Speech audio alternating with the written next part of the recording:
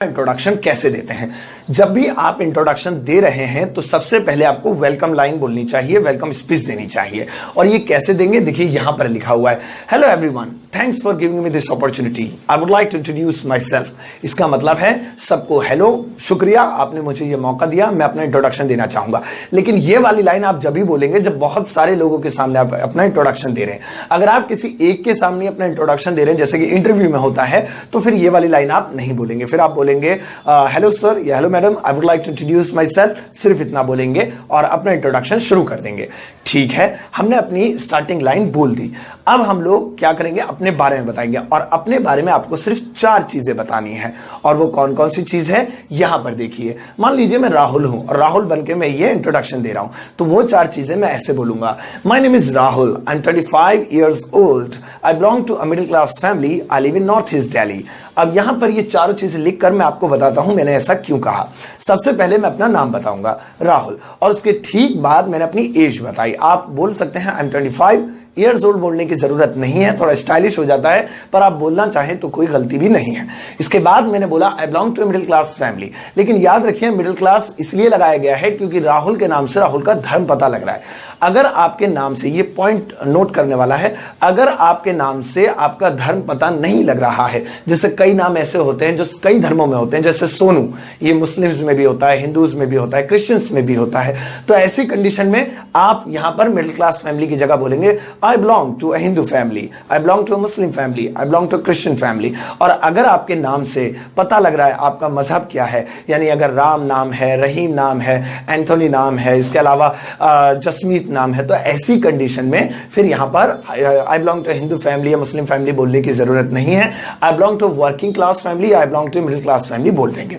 फिर मैंने बताया I live in north east Delhi. देखिए कई लोग अपनी जगहों के नाम बता देते हैं, आई लिव इन करावल नगर, आई लिव इन खजूरी, आई लिव इन मंडोली, आई लिव इन गाजियाबाद। तो जब फेमस जगह होती है तब हम उसका नाम लिखेंगे आई लिव इन गाजियाबाद या फिर आई लिव इन वजीराबाद। लेकिन अगर छोटी छोटी जगहें हैं, जैसे आई लिव एट भजनपुरा, अब मैं नोएडा या गुड़गांव इंटरव्यू देने जा रहा हूं, किसी को क्या पता भजनपुरा कहां पर होगा या फिर बदरपुर कहां पर होगा या फिर ये सारी चीजें। तो ऐसी कंडीशन में आप अपने जोन का नाम लीजिए। तो इसलिए मैंने यहां पर लिखा है आई live in north east Delhi, मैं उत्तरी पूर्वी दिल्ली में रहता हूं। तो अगर एचआर इंटरेस्टेड है या सामने वाला इंटरेस्टेड है तो वो आगे और पूछ सकता है नॉर्थ ईस्ट दिल्ली में कहां, तब आगे आप बता सकते हैं। जैसे ही आप ये 4 चीजें अपने बारे में बता देते हैं, अब आप पैराग्राफ चेंज करेंगे और ये वाली लाइन बोलेंगे, as far as my qualification is concern, जहां तक मेरी पढ़ाई लिखाई का सवाल है। अब इसके बाद अपनी क्वालिफिकेशंस बताएंगे। देखिए सबसे पहले हम अपनी प्रीवियस क्वालिफिकेशन बताएंगे, यानी कि जैसे मैं बीए कर चुका हूं, बीए कर रहा हूं तो प्रीवियस मेरी 12th है।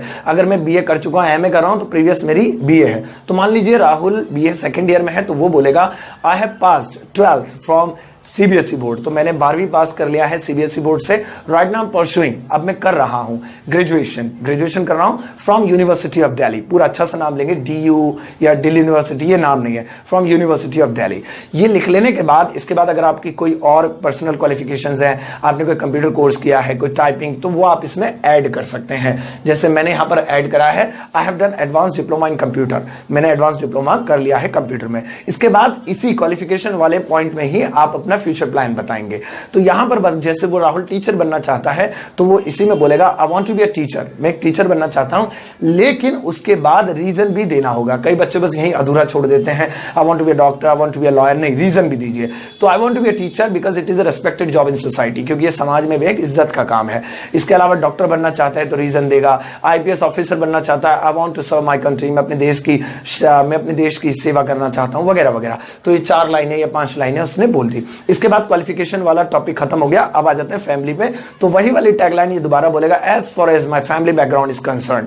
पहले बोला था as far as my qualification, अब बोला as far as my family background is concern. Family background में किसी का भी नाम नहीं बताना है, गलत करते हैं आप, ना फादर नेम, ना मदर नेम, ना कुछ। देखिए क्या बोलेंगे, I have 4 members in my family. आपके परिवार में जितने भी मेंबर हो आप उनको बताइए, आई हैव 4 मेंबर्स, 5 मेंबर्स, लेकिन ज्वाइंट फैमिली नहीं, अपने ही परिवार के बताइए। और अगर आप ज्वाइंट फैमिली में हैं तो आप एक लाइन जोड़ दीजिए, I have a joint joint family and there are 25 members there, तो इसमें 25 जो है लोग हैं। लेकिन अगर आपकी सेपरेट फैमिली है, मदर फादर एंड भाई बहन या वाइफ है, तो आप नॉर्मली इतना बताइए I have 4 members in my family या 5 मेंबर्स। इसके बाद आप अपनी पोजीशन बताइए कि आप किस पोजीशन पे हैं। मान लीजिए 5 मेंबर हैं, यानी आप 3 भाई बहन हैं, तो आप सबसे बड़े हैं, बीच के हैं, छोटे हैं। तो दूसरी लाइन में आप बोलेंगे I am the middle one, यानी मैं बीच का हूं। I am the youngest one, मैं सबसे छोटा हूं। I am the eldest one, मैं सबसे बड़ा हूं। वो आप अकॉर्डिंग टू अपने अकॉर्डिंग जो है इसको चूज कर सकते हैं। इसके बाद अपने पिताजी के बारे में बताएंगे और बोलेंगे my father is a doctor, my father is a teacher,